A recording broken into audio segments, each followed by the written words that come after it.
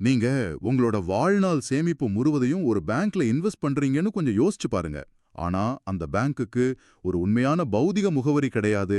அதை நடத்துறவங்க பேர் யாருக்கும் தெரியாது. ஆமா. அது மட்டும் இல்லாம, அது நம்ம சாதாரணமா யூஸ் பண்ற கூகுள் குரோம்ல கூட இருக்காது. டார்க் வெப்ல, அதாவது இணையத்தோட இருண்ட பக்கத்துல இயங்குது. இத சொன்னா நம்புவீங்களா?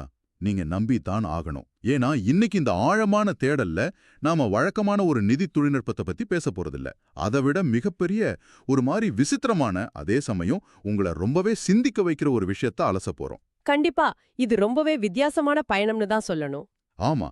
இன்னைக்கு நாம ஆரிஜின், அதாவது ORIGIN அப்படிங்கிற DeFi 3.0 நெறிமுறையோட வெள்ளை அறிக்கை, அந்த ஒயிட் பேப்பரை பத்தியும், அதுல இருக்கிற ரொம்ப முக்கியமான பயமற்ற ஒப்பந்தம் அல்லது ஃபியர்லெஸ் கான்ட்ராக்ட் பத்தியும் முழுமையா பகுப்பாய்வு செய்ய போறோம். சரியா சொன்னீங்க.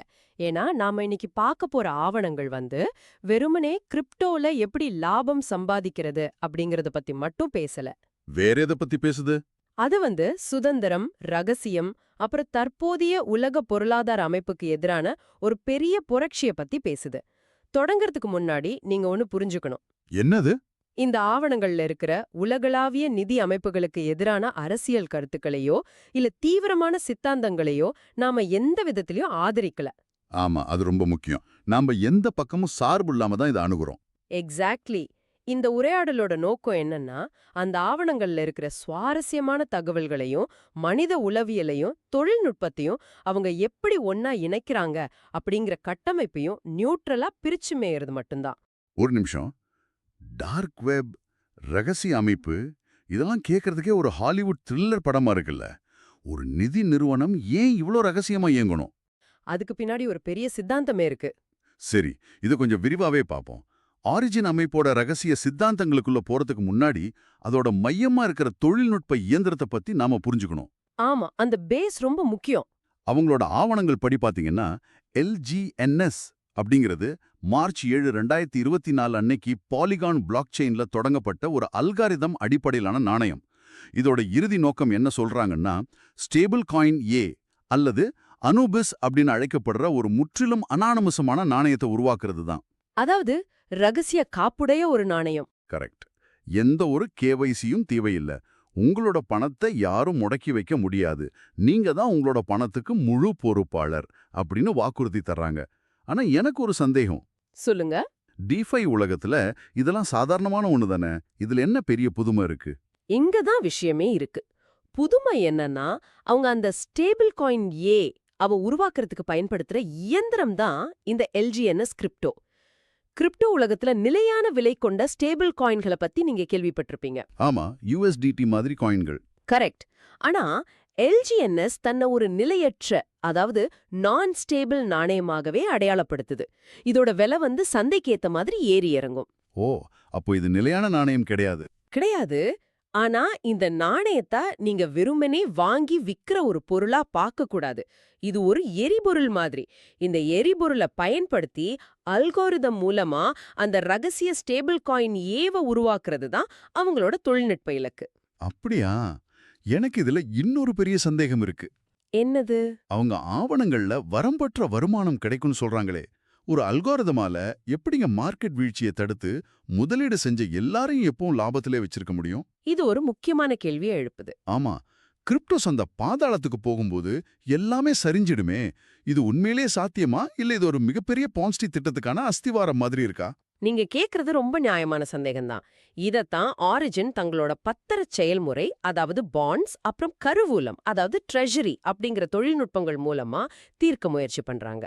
சரி, இது எப்படி வேலை செய்யுதுன்னு கொஞ்சம் சொல்லுங்களேன். அல்காரிதம் எப்படி விலையை வீழ்ச்சியடையாம பாதுகாக்குதுன்னு பாக்குறதுக்கு முன்னாடி இந்த பத்திரச் செயல்முறை என்னன்னு பாப்போம்.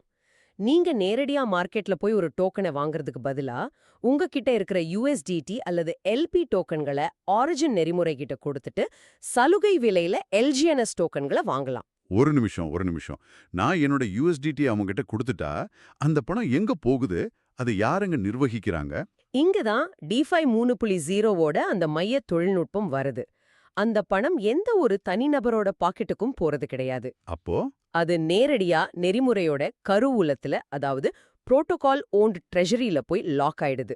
அதாவது சந்தையில இருக்கிற பணத்தை அப்படியே உறிஞ்சி ஒரு மைய கருவூலத்துல சேர்க்கிற ஒரு வகையான ஸ்மார்ட் கான்ட்ராக்ட் சேமிப்பு இயந்திரம்னு இதை சொல்லலாம்.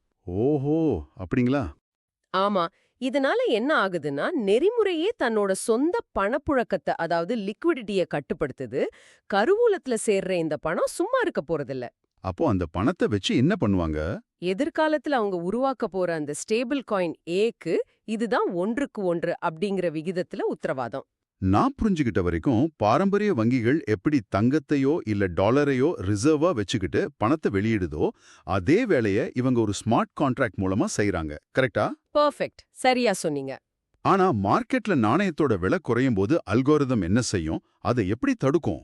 இந்த இடத்துல தான் ரீபேஸ் மற்றும் எரிப்பு அதாவது ரீபேஸ் அண்ட் பர்ன் அப்படிங்கிற மெக்கானிசத்தை உள்ள கொண்டு வர்றாங்க. Repays and burn. ஆமா. புதிய நாணயங்களை அல்கரிதம் மூலமா உருவாக்குறதும் தேவையில்லாத போது அதை அழிச்சு ஒரு பற்றாக்குறைய அதாவது ஸ்கேர்சிட்டியை ஏற்படுத்துறதும் தான் இதோட சிறப்பம்சம். இதை எப்படி புரிஞ்சுக்கலாம்னா, இருங்க, நான் ஒரு உதாரணம் சொல்றேன். சரியான்னு பாருங்க. இது ஒரு அறையில இருக்கிற ஆட்டோமேட்டிக் தெர்மோஸ்டாட் மாதிரி செயல்படுதுன்னு சொல்லலாமா? சொல்லுங்க எப்படி? அதாவது மார்க்கெட்ல நாணயத்தோட விலை ரொம்ப அதிகமா போகும்போது அந்த அறை ரொம்ப சூடாயிடுச்சுன்னு அர்த்தம். உடனே அல்கோரிதம் அப்படிங்கிற ஏசி ஆன் ஆகி புதிய நாணயங்களை உருவாக்கி சந்தையில விநியோகிக்கும். இதனால சப்ளை அதிகமாகி விலை கட்டுக்குள் வரும். எக்ஸாக்ட்லி. ஒருவேளை சந்தை வீழ்ச்சி அடைஞ்சு விலை குறையும் போது அறை ரொம்ப குளிர்ந்துடுச்சுன்னு அர்த்தம். உடனே ஹீட்டர் ஆன் ஆகி சந்தையில இருக்கிற நாணயங்களை எரிச்சு அதாவது பர்ன் பண்ணி அழிச்சு சப்ளைய குறைச்சு விலைய மறுபடியும் மேல கொண்டு வரும். நான் சொல்றது சரிதானே? ரொம்ப ரொம்ப துல்லியமான உதாரணம். அந்த ஸ்டேபிள் காயின் ஏ உருவாக்கப்படும் போது அதுக்காக பயன்படுத்தப்பட்ட எல்ஜிஎன்எஸ் டோக்கன்கள் திரும்ப சந்தைக்கு வராது. அது என்ன ஆகும்?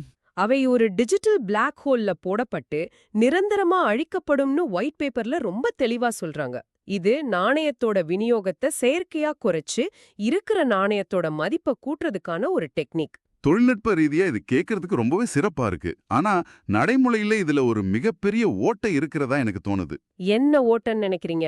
இதுக்கு முன்னாடி வந்த டெர்ரா லூனா இல்லனா ஒலிம்பஸ் டாவ் மாதிரி அல்கோரிதம் ப்ராஜெக்ட்களும் இப்படிதான் சொன்னாங்க. ஆனா மக்கள் பயந்து போய் ஒரே நேரத்துல தங்களோட நாணயங்களை விற்க தொடங்கினப்போ அந்த அல்கோரிதங்களால அதை தாக்கு பிடிக்க முடியலையே. கரெக்ட் தான். அத பேங்க் ரன் அப்படின்னு சொல்வாங்க.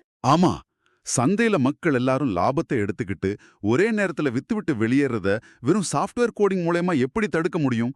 மனிதர்களோட அந்த பதற்றத்தை அந்த பயத்தை ஒரு கம்ப்யூட்டர் அல்கோரிதம் எப்படிங்க எதிர்கொள்ளும்? இங்க உண்மையிலேயே ஆச்சரியப்பட வைக்கும் விஷயம் என்னன்னா, நீங்க கேட்ட அதே கேள்வி ஆரிஜினை உருவாக்குனவங்களுக்கும் தெரிஞ்சிருக்கு. ஓ, அவங்களுக்கு இது முன்கூட்டியே தெரியுமா? ஆமா. வெறும் தொழில்நுட்பமும் அல்காரிதமும் மட்டும் மனிதர்களோட பயத்தை தடுக்க போதாது அப்படிங்கிறது அவங்களுக்கு நல்லாவே புரிஞ்சிருக்கு.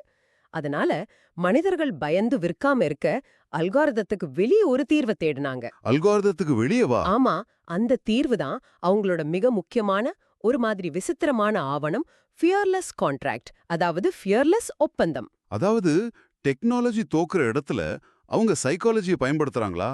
சரியா பிடிச்சிங்க. பயமற்ற ஒப்பந்தம் அப்படிங்கிறது வெறுமனே விதிகளோட தொகுப்பு கிடையாது. அது ஒரு தத்துவார்த்த பிரகடனம். தத்துவார்த்த பிரகடனமா? கொஞ்சம் விளக்குங்க. ஆரிஜினோட அதிகாரப்பூர்வ இணையதளம் நம்ம தினமும் யூஸ் பண்ற சாதாரண இணையத்துல இல்லைன்னு நான் முதல்லயே சொன்னேன் இல்லையா? அது டீப் வெப்ல இருக்கு. பல நாடுகளைச் சேர்ந்த மூத்தவர்கள் அவங்கள எல்டர்ஸ் அப்படின்னு அழைச்சுக்கிற அனாமதேய நபர்களால இது உருவாக்கப்பட்டுள்ளதுன்னு அவங்க சொல்றாங்க. மூத்தவர்கள் கேக்குறதுக்கே கொஞ்சம் வித்தியாசமா இருக்கு. இது வெறும் கிரிப்டோ முதலீட்டாளர்களை ஈர்க்கறதுக்காக மட்டும் பண்ணல, ஒரு வகையான மத நம்பிக்கைய, ஒரு தீவிரமான விசுவாசத்தை உருவாக்குறதுக்காக செய்யப்பட்ட ஒரு செட்டப். ஆமா, இங்கதான் விஷயமே ரொம்ப சுவாரஸ்யமா மாறுது. நான் இந்த பயமற்ற ஒப்பந்தம் பகுதியை படிச்சப்போ எனக்கு என்ன தோணுச்சு தெரியுமா? என்ன தோணுச்சு? இது ஏதோ ஒரு சாதாரண ஒயிட் பேப்பர் மாதிரி இல்ல. ஒரு சயின்ஸ் ஃபிக்ஷன் நாவலை படிக்கிற மாதிரியே ஃபீல் பண்ணேன். அவங்க இந்த ஒப்பந்தத்தை டான்டேவோட புகழ்பெற்ற இலக்கியமான டிவைன் காமெடி அது கூட ஒப்பிடுறாங்க. ஆமா, நரகத்தை பத்தின அந்த இலக்கியம். கரெக்ட். நரகத்தோட அடிப்பகுதியில தவிச்சுக்கிட்டு இருக்கிற மக்களை மீட்டு கொண்டு வர்ற ஒரு ரட்சகரா ஆரிஜின் தங்களை உருவகப்படுத்துறாங்க. இது தவிர ப்ராஜெக்ட் கேமலாட், வேற்று கிரகவாசிகளோட ரகசியங்கள், காலப்பயணம் பத்தி எல்லாம் கூட அந்த ஆவணத்துல ரொம்ப சீரியஸா பேசுறாங்க. இதற்கும் கிரிப்டோக்கும் என்னங்க சம்பந்தம்? அதுதான் அந்த ஆவணத்தோட ட்ரிக். அதோட உள்ளடக்கம் இன்னும் ஆழமானது. உலகளாவிய நிதி அமைப்புகளான ஃபெடரல் ரிசர்வ் மேல கடுமையான விமர்சனங்கள் வைக்கிறாங்க. ஆமா, அரசாங்க பேங்குகளை ரொம்பவே எதிர்க்கிறாங்க. அது மட்டும் இல்லாம ஆங்கிலோ சாக்சன் அமைப்புகளோட ஆதிக்கத்தை எதிர்க்கிறது, அப்புறம் தற்போதைய பொருளாதார அமைப்பு மக்களை எப்படி அடிமைப்படுத்தி வச்சிருக்கு அப்படிங்கிற மாதிரியான மிக தீவிரமான கருத்துக்கள் இந்த ஆவணத்துல ரொம்பவே நிரம்பி இருக்கு. இது ரொம்ப தீவிரவாதமான ஒரு பார்வையில போகுதே. மறுபடியும் நீங்க புரிஞ்சுக்க வேண்டிய விஷயம் ஒண்ணு இருக்கு. நாம இந்த தகவல்களை உண்மையா இருக்கலாம் அப்படிங்கிற கோணத்துல அணுகல. ஆனா ஒரு நிதி நிறுவனம் ஏன் இவ்ளோ தீவிரமான ஒரு சித்தாந்தத்தை தன்னோட அடிப்படை ஆவணமா வச்சிருக்கணும்? அதான் கேள்வி. ஏன் வச்சிருக்கணும்? ஏன்னா அவங்க முதலீட்டாளர்களை உருவாக்க விரும்பல, அவங்க போராளிகளை உருவாக்க விரும்புறாங்க. ஓ, இப்போ எனக்கு நல்லா புரியுது. ஒரு நார்மல் கிரிப்டோ மார்க்கெட் உடையும் போது ஒரு சாதாரண இன்வெஸ்டர் கண்டிப்பா பயந்து போய் வித்துருவான். அவருக்கு லாப நஷ்ட கணக்கு மட்டும்தான் முக்கியம்.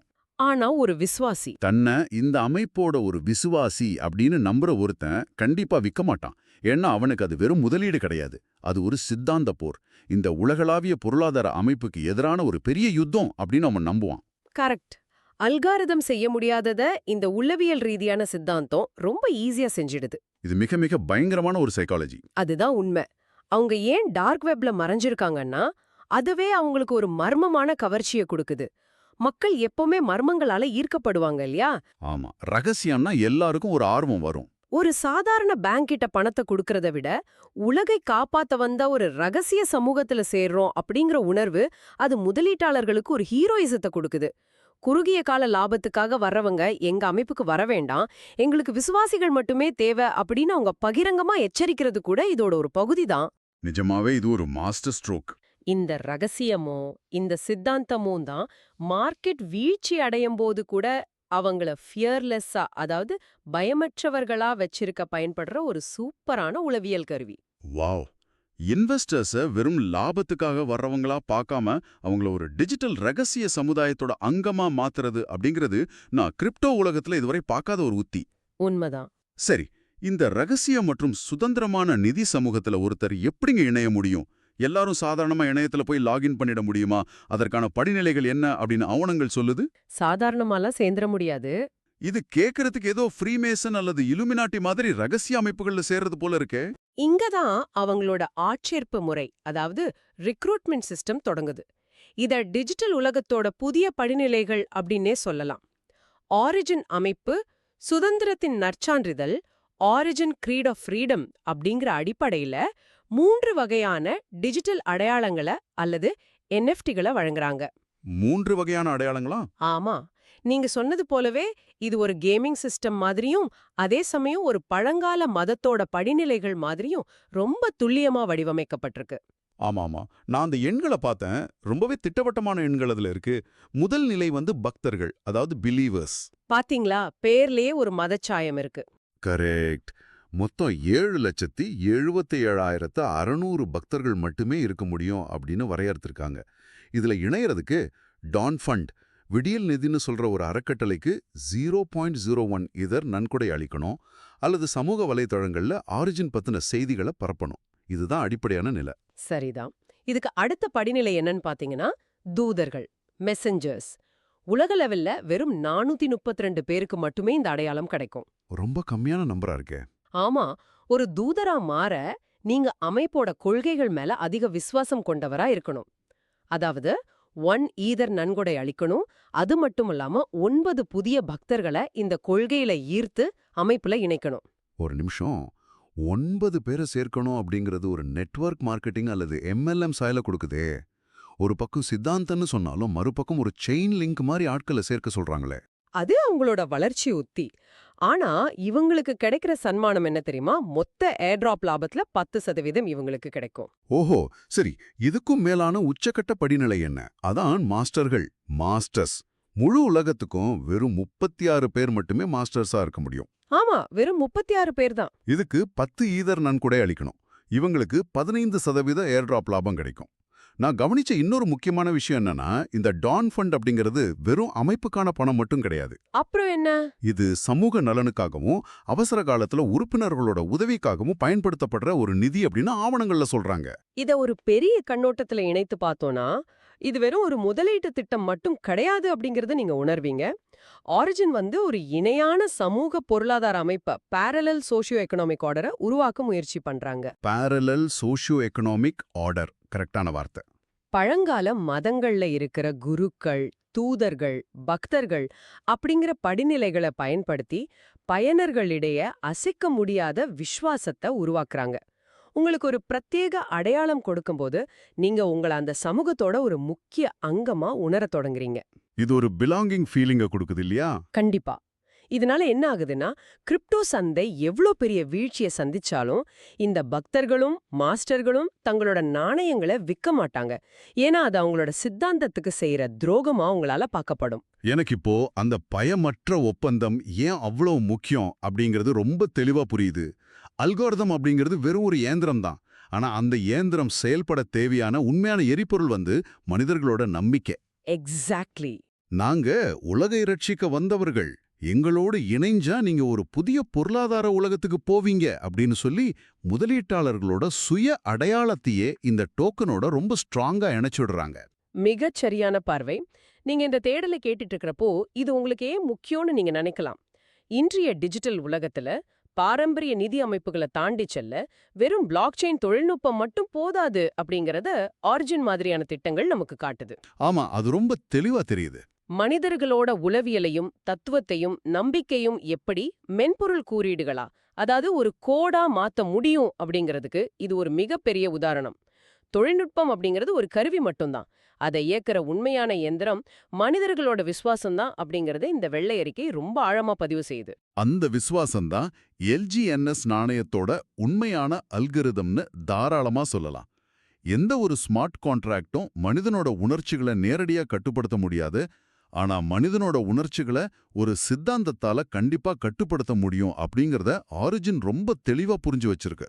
உண்மைதான். சோ நாம விவாதிச்சத ஒரு சுருக்கமா பார்த்தோம்னா, ஆரிஜின் அமைப்பு மிகவும் சிக்கலான டிஃபே 3.0 தொழில்நுட்பத்தையும் அதோட மிக ஆழமான சித்தாந்தங்களையும், அதாவது பயமற்ற ஒப்பந்தம், டார்க் வெப், ரகசிய சமூக அமைப்பு, இது எல்லாத்தையும் ஒன்னா இணைச்சிருக்க. ஆமா, சென்ட்ரல் பேங்குகளுக்கு மாற்றா யாருக்கும் கட்டுப்படாத ஒரு புதிய நிதி நாகரிகத்தை உருவாக்குறதா அவங்க உறுதியளிக்கிறாங்க. சோ இதோட முழு அர்த்தம் தான் என்ன? நீங்க இதிலேருந்து என்ன எடுத்துக்கணும்? இன்னைக்கு நாம தொழில்நுட்பம், ரகசிய சித்தாந்தங்கள், அப்புறம் மனித உளவியல், இது மூன்றும் கலந்து ஒரு விசித்திரமான ஆவண காப்பகத்துக்குள்ள போயிட்டு வந்திருக்கோம். இந்த ஆழமான தேடலை முடிக்கிறதுக்கு முன்னாடி நான் உங்ககிட்ட ஒரு சிந்திக்க வைக்கிற கேள்வியை முன்வைக்க விரும்புறேன்.